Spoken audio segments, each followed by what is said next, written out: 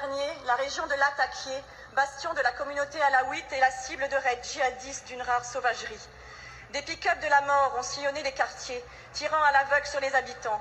Des hélicoptères ont même bombardé le village de Dalié, un haut lieu de pèlerinage des alaouites.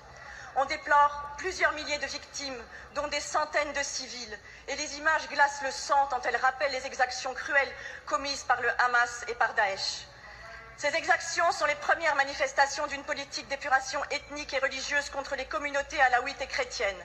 C'est la promesse que les milices djihadistes d'HTC n'ont pas renversé le régime moribond de Bachar el-Assad pour bâtir une société dite inclusive et respectueuse des droits des minorités, comme vous l'espériez naïvement, mais bien pour instaurer le califat et la charia en Syrie.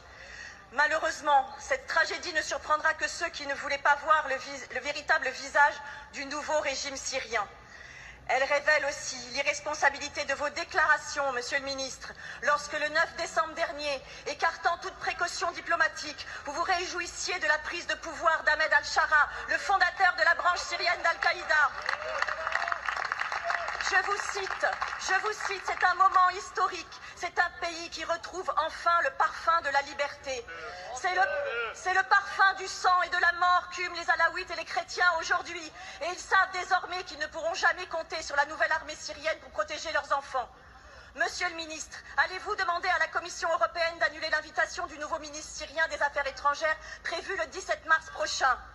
Vous, qui ne voyez aucun mal à serrer la main du fondateur de la branche syrienne d'Al-Qaïda, quand allez-vous enfin mettre un terme au soutien de votre diplomatie au califat islamique et sanguinaire de Syrie?